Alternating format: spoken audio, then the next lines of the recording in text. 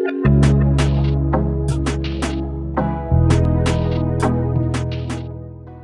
good people, welcome to my YouTube channel. My name is Shem and I hope that you're doing amazing. I hope that you're having an amazing time. I hope that you're taking care of yourself, especially your inner self. So welcome to Wellness Friday, and in this segment is where it's all about our inner self. It's all about molding us and making sure that we build a healthy inner self so that it can reflect on the outside. Today's topic is it's a bit deep, a little, because it's all about grief. It's all about the truths that I know about grief, and this content is for someone who needs it. Okay, this content, I'm just throwing it and I'm just supplying it to the universe and to the world because of someone who may be looking for this kind of content. It's an encouraging video of telling you just how to maneuver through grief and what I know about grief. Why am I talking about grief? You may be asking, am I a grief counselor? No. Why do I feel the need to just support someone who is going through grief, or to just create this content? You should know that grief is something that I've experienced personally, because 6 years ago, I lost my dad. I was very close to my dad, and therefore his death was hard for me. It was a very, very low moment. I learned a lot because I grieved from scratch, if there's something like that. I grieved 100%, even more, just to recover myself and to get me back on my feet. As I share this, I hope I encourage someone who's going through the same, and I hope that you learn also how to encourage someone, or to just know what it is and what grief is about. So number one, grief is different for each person. You can't be in the same house, guys. You have lost a loved one, but two of you are grieving differently. Okay? Because how grief affects me is not how it's affecting the other person. Because it all depends with the relationship, the person who has passed on head with you. Okay? And some are hit hard, and some you may think are not hit hard, but that's their way of grieving. So grieving is it's very different to each and every person, depending on how it has come in for them. Sometimes I always see online someone asking, guys, I lost a loved one, I'm finding it hard to cope. What do I do? How do I make it less painful or less grievy, if there's something like that? And you find people advising them, don't cry, or cry, take a walk, meet friends. And then I'm like, grief doesn't work like that. You, as a person who is grieving, your body already knows you're grieving. Your inner self, you are one. You are in what's happening inside of you. Your body is already signaling that there's something wrong. And I think God created us in a very special way, such that your body is able to care for itself. So you should follow nature, okay? Cry if that's what coming through. So your body will guide you onto how you should be releasing your emotions. Grief is different for each person. You cannot compare it with another one. Or how I grieved my dad is not how I'm expecting someone else to grieve their dad, because it is a different journey. It is not the same at all. The only common thing is that we lost dads, but how I grieved mine and how another person is grieving theirs is different, and they don't have to grieve the way I did. So that's something that you should know, that grief is different for each person, and you should let them grieve in the best way that they know how. The second thing, guys, is that grief is continuous. It's a continuous journey. I will not sit here and lie to you that there is an end to grief. No, why? Because you lost a loved one. I lost a dad, and this is a person I spent from childhood to adulthood. And then you tell me that their death, I will stop grieving, I'll stop remembering. That is not true. Grief is a continuous journey. What happens is that it gets easier with time. It doesn't end. You won't have a day that you'll be like, oh, I'm done, I've closed that. No, but it gets easier as you go. It gets very easy as you go. Let's say in the first year it was 100% intense, such that I didn't want to see any photos of him. I didn't want to even anything that reminds me of him. I used to cry a lot, a lot. And so I had to do some physical things of getting out all the pictures out of my sight and letting myself like cry. And 5 6 years later, what I do right now is not grieving. I celebrate his life.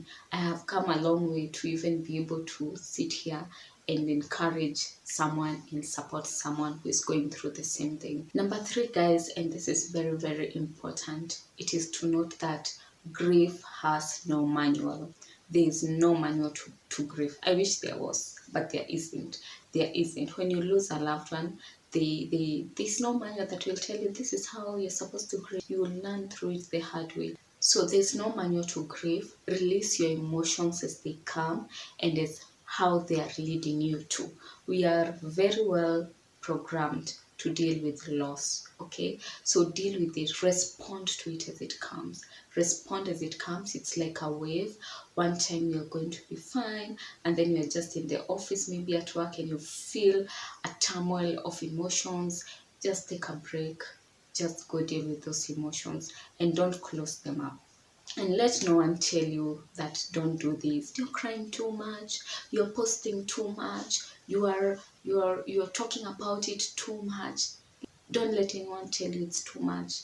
It's not too much for you. Just do it. There's no manual. I wish there was a manual that's telling you cry for 10 minutes and then you'll be okay. But there isn't. You just respond to the emotions as they come. And if you do that, trust you me, things are going to get easy. It's going to get very, very easy as you go. Okay? Another thing is that grief is painful. It is very, very, very painful. You know, I always feel like at some point grief and loss is underrated, but I also came to understand that not everyone understands it. And when you lose a loved one, that's when you know that, oh my God, grief is so painful, and you can't even describe that pain because it's mixed up emotionally and physically. You cannot touch it, it's just so painful, and you cannot run away from it. Grief is just a result of loss. Grief, there has to be loss for you to grieve something or someone, but here we are talking about someone. So what you do is that you attack it as it comes. You cannot run away from grieving. You have to handle it. You know, sometimes people say go and drink alcohol. That's just for a moment, and then what? When you become sober, you'll have to come back and deal with the issue. In order to heal, you have to accept that here I am, I have lost someone, and I need to deal with this grief. Because also healing is inevitable. Healing is inevitable. You will have to heal, and you will heal. What I usually say is that give time. Time is a healer. Time is going to bring you joy. And when it becomes so hard and so intense, find support. Find a counselor. There are grief counselors who will help you deal with what you're going through, and also find support online. I really found a nice group online around the world. There are groups around the world that are created for grief and loss. I went in there and people were sharing about their losses, and for once I could feel, wait, this one is speaking a language that I can understand. Also, I determined to meet my friends whom I knew had lost their dads, and just talking to them helped me a lot. Like, I felt recognized.